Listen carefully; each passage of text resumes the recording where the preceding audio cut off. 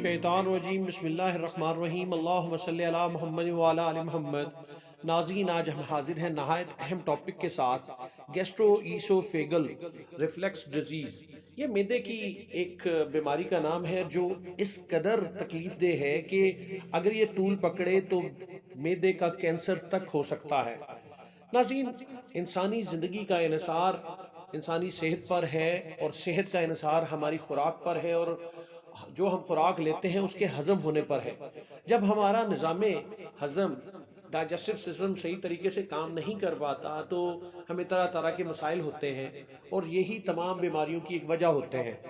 اگر ہم نظام کا جائزہ لیں تو ہم جو خوراک کھاتے ہیں، اختیار جو ہے ہمارا، وہ ہمارا اپنا ہے۔ کوئی کسی طرح کی خوراک کھاتا ہے، کوئی کسی طرح کی خوراک کھاتا ہے، لیکن جب ہم نظام کا جائزہ لیتے ہیں تو سب سے پہلے ہم منہ کے ذریعے خوراک ڈالتے ہیں تو وہ ہم چبا کر ایسوفیگس میں ڈالتے ہیں، جو خوراک کی نالی ہوتی ہے۔ اس کے بعد یہ معدے میں جاتی ہے، اور معدے میں جانے کے بعد ہضم کا عمل شروع ہوتا ہے، اور پھر یہ چھوٹی آنت، بڑی آنت، اور پھر غیر ہضم شدہ خوراک جسم سے باہر چلی جاتی ہے۔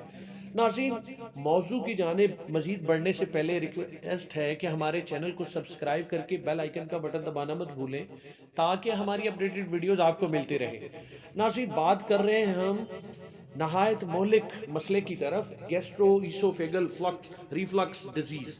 ناظرین، غذا کی نالی میں معدے کی رطوبت، غذائی اجزاء دیر تک موجود رہیں تو میڈیکلی اسے ایسوفیگل ریفلکس ڈیزیز کہتے ہیں۔ اور اس مرض میں ہوتا کیا ہے کہ غذا کی نالی میں ورم ہو جاتی ہے، اور سینے میں جلن محسوس ہوتی ہے، اور معدے کے اعضاء کو غذا کی نالی میں جانے سے روکنے کے لیے کئی عوامل ہوتے ہیں، جن میں سب سے اہم غذا کی نالی کا سفنکٹر وال جو ہوتا ہے، جو کہ غذا کی نالی کے نچلے حصے میں ہوتا ہے۔ یہ وال معدے میں غذا داخل ہونے پر قدرتی طور پر بند ہو جاتا ہے، اور یہ عمل ایک منظم نظام کے تحت انجام پاتا ہے۔ ناظرین، لیکن اگر کسی بھی سبب اس نظام میں گڑبڑ واقع ہو جائے اور یہ والو سفنکٹر وال کام کرنا صحیح طریقے سے کام نہیں کرتا تو کیا ہوتا ہے کہ غذا کی نالی مسلسل ایسڈ سے بھری رہتی ہے۔ نتیجہ کیا نکلتا ہے کہ غذا کی نالی میں ورم اور تذابیت پیدا ہو جاتی ہے، اور GERD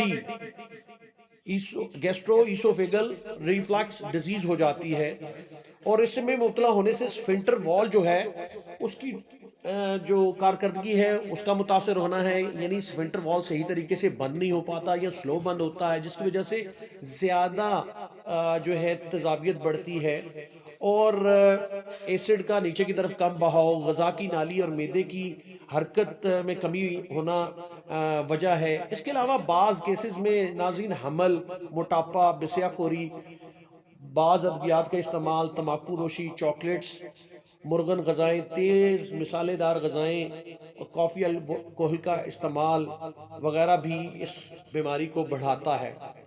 ناظرین، اس مرض کی اگر علامات کا ذکر کریں تو بنیادی علامت سینے میں جلن، تذابیت ہے، جس کے نتیجے میں سینے میں درد کی شکایت جنم لیتی ہے، جو اکثر حلق اور کمر تک محسوس ہوتی ہے۔ عمومی طور پر درد کھانے کے بعد شروع ہوتا ہے، اور جھٹکے اور وزن اٹھانے اور ذہنی و جسمانی دباؤ سے شدت اختیار کر لیتا ہے، اور بعض اوقات رات کا کھانا کھا کر فوراً لیٹ جانے سے بھی درد بڑھ جاتا ہے۔ البتہ اٹھ کر بیٹھنے سے یا چلنے سے اس درد کی شدت میں کمی واقع ہو جاتی ہے۔ اور اگر دیگر علامات کا ہم ذکر کریں تو سینے میں جلن، پسلیوں کے نیچے درد جو بعض اوقات کندھوں اور کمر تک محسوس ہوتی ہے، جو نہایت کنفیوزنگ ہے، جو کہ سمٹم ہے ہارٹ کی بیماریوں کا، ہارٹ اٹیک کا۔ وہاں بہت سے لوگ کنفیوز ہو جاتے ہیں۔ کھانے کے ذرات کا منہ میں آنا، کھٹی ڈکاریں، متلی کہہ آنا، نگلنے میں دشواری محسوس ہونا، کان میں درد اور سینے میں تکلیف شامل ہے۔ ناظرین، ہے نا بڑا کنفیوزنگ؟ یہ ان میں سے بیشتر جو ہے سمٹمز، علامات وہ دل کی بیماریوں کی ہیں، مگر یہ کس وجہ سے ہو رہا ہوتا ہے کہ گیسٹرو ایسوفیگل ریفلکس ڈیزیز کی وجہ سے۔ جیسے ہی آپ اٹھ کر بیٹھتے ہیں یا تھوڑا سا چلتے ہیں تو اس کی علامات کم ہو جاتی ہیں۔ ویسے تو ناظرین یہ علامات ان مریضوں میں بھی پائی جاتی ہیں جو پتے میں پتھری کے شکار ہوں، لہٰذا بہتر یہی ہے کہ معالج کے مشورے سے الٹرا ساؤنڈ کرایا جائے۔ اور GERD مرض یعنی گیسٹرو ایسوفیگل ریفلکس ڈیزیز کی علامات جو ہوتی ہیں وہ بنیادی طور پر 45 سال سے کم افراد میں جو تشخیص ہوتی ہے اس میں ٹیسٹ کی ضرورت نہیں ہوتی. البتہ کھانے میں دشواری، تیزی سے وزن کم ہونا، بھوک نہ لگنا، خون کی کہہ آنا یا فضلے کی رنگت کالی پڑ جانا جیسی علامات ظاہر ہوں تو ٹیسٹ کی ضرورت ہوتی ہے. اس کے علاوہ انڈوسکوپی کی بھی ضرورت پڑ جاتی ہے جو غذا کی نالی اور معدے میں زخم، رکاوٹ، تنگی اور کینسر کی تشخیص کے لیے مددگار ثابت ہو سکتا ہے. اور اس مرض کی کئی پیچیدگیاں بھی ناظرین ہیں، انہیں نوٹ کر لیں کہ جن میں سب سے اہم غذا کی نالی میں زخم بننا اور غذا کی نالی کی تنگی ہے. اور یہ تنگی کافی عرصے تک نالی میں ورم کی وجہ سے پیدا ہوتی ہے، اور اگر نالی کی تنگی مزید بڑھ جائے تو کھانا نگلنے میں شدید دشواری ہوتی ہے. البتہ پانی اور دیگر مائع چیزیں، لیکوڈ چیزیں بآسانی سے ہم استعمال کر سکتے ہیں. واضح رہے ناظرین، اگر غذا کی نالی تنگ ہو جائے یا سکڑ جائے تو یہ انڈوسکوپی سے درست اسے کیا جا سکتا ہے. اس کے علاوہ ناظرین دیگر پیچیدگیوں میں غذا کی نالی کا کینسر، خون کی کمی، سانس کی نالی میں ورم کی وجہ سے آواز کی تبدیلی، کھانسی اور نمونیا وغیرہ شامل ہے. اور اس مرض سے اب بچاؤ کیسے ہو سکتا ہے کہ مثبت طرز زندگی یعنی بہتر لائف سٹائل اختیار کیا جائے، وزن پر کنٹرول کیا جائے، تمباکو نوشی سے پرہیز کیا جائے، اور GERD یعنی گیسٹرو ایسوفیگل ریفلیکس ڈیزیز میں مبتلا مریض جو ہوتا ہے وہ ثقیل یعنی سخت کھانے، مرغن، تیز مسالے دار کھانے، سافٹ ڈرنک اور الکوہل، چائے، کافی، چاکلیٹ وغیرہ سے اسے پرہیز کرنا چاہیے. اور زیادہ وزن اٹھانے اور جھٹکے کھانے، خاص طور پر کھانے کے بعد فوری لیٹنے سے پرہیز کرنا چاہیے. بستر کا سرہانہ اونچا رکھنا چاہیے تاکہ لیٹنے کی صورت میں کھانا آسانی سے غذا کی نالی میں جا سکے. اس کے علاوہ رات کا کھانا سونے سے تقریباً 2 سے 3 گھنٹے پہلے کھا لیں تو بہتر ہوگا. اور بعض کیسز میں ایچ پائلوری یعنی ہیلی کوبیکٹر پائلور نامی جرثومہ بھی غذا کی نالی میں غذا کو اوپر کی طرف اچھالنے کا باعث بنتا ہے، کیونکہ اس جرثومے کی وجہ سے معدے میں تیزاب زیادہ مقدار میں خارج ہوتا ہے. اور ایچ پائلوری کے علاج کے لیے 10 سے 14 دن مخصوص ادویات استعمال کی جاتی ہیں.